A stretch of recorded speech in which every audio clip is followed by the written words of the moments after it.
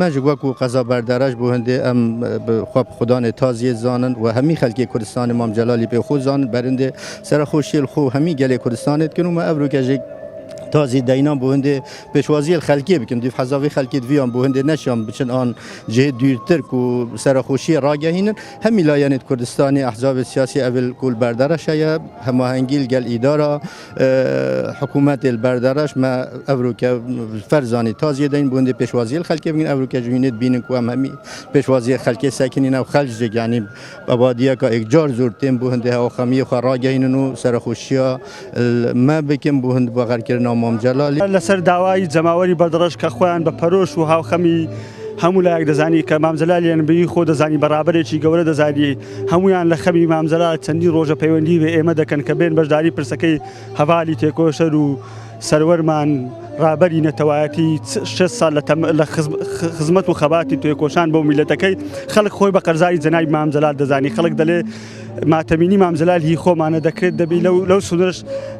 ماتەمینی بۆ سەرۆک مام جەلال بجێرە ناکرێت ئێمەش بێ بەشکردن بۆ ئێمەش هەستاین بە خزمەتکردنی هاوڵاتیە کە پرسەکە لە سەنتەری قەزای بەردەڕەش دانێن ئەمڕۆژ خۆتان دەبینن لە گەنجان لاوان مامۆسایانی ئاینی چین توێژە کۆمەڵاتەکان پەیتا دێن بۆ بەشداری پرسە و هاوخەمی خۆیان بۆ سەرۆک مام جەلال چونکە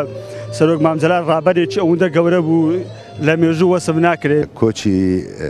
مام جەلال خەمێکی گەورە بۆ ئیمڕۆ لەم کات و ساتەی کەوا کوردستان پێ تێپەڕەبێ مام جەلال هەمیشە ئاشتی خواز بوو هەمیشە خاوەن چەپکە گوڵەکە بوو چ لە کوردستان چ لە عێراق ئەو ماوەی کە ئەو نەخۆشکەوتو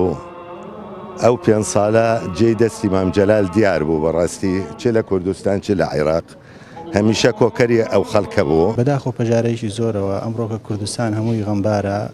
بۆ کۆچکردووی مام جەلال کە بەڕاستی مام جەلال پیاوێکی زۆر گەورە بوو لە ژیانی گەورە بوو لەبەرەوەی فاکتەری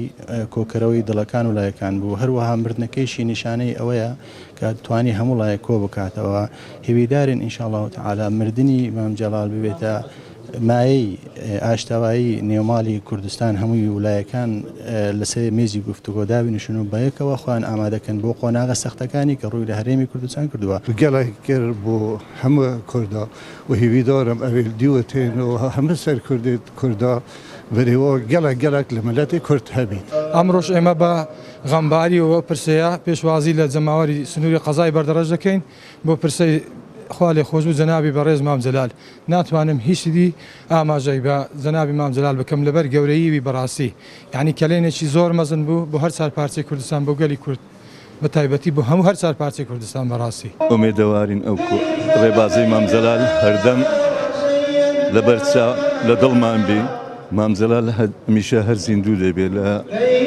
دلی هەموو کوردێک زیندووە من وەکو خۆم ناتوانم وەسفی مام جەلال بکەم بە دێرێک و دوو دێر تەنها ئەوە بە کۆمەڵانی خەڵکی کوردستانە لێم نامرن ئەوانەی لە دلی میلەتاژین پرسە و سەرخۆشی خۆم ئاراستەی هەموو گەلی کورد دەکەم هەر چار پارچەی کوردستان بەڕاستی زۆر تەسیری لێمان کردی مام پێ من هەواڵەکەم بیت لەبەر گریانی هیچ قسەم پێ نەکرا دوو ڕۆژ بەس گریانم کردیە لەبەر مام جەلالی یانی نەمان دەتوانی لە ماڵی خۆ دەربچی هەموومان زۆر خەفەتبارین هەموومان تازیەدارین وەکو هەموو ئەحزابەکان ئێمە قەرزاری هەموو برادەرانین قەرزاری هەموو ئەحزابەکانین بۆ فاتحی بەڕێز مام جەلال و بەڕاستی هەواڵێکی شۆک بووم هەموو خەڵکی کوردستان شۆک بووم بۆ هەواڵەیە کە سەرۆک مام جەلال کۆچی دوای کردە و پێ دڵگرانی بەڕاستی زۆر تەئسیرێکی دەرونی لەسەر هەموو خەڵکی کوردستان هەیە.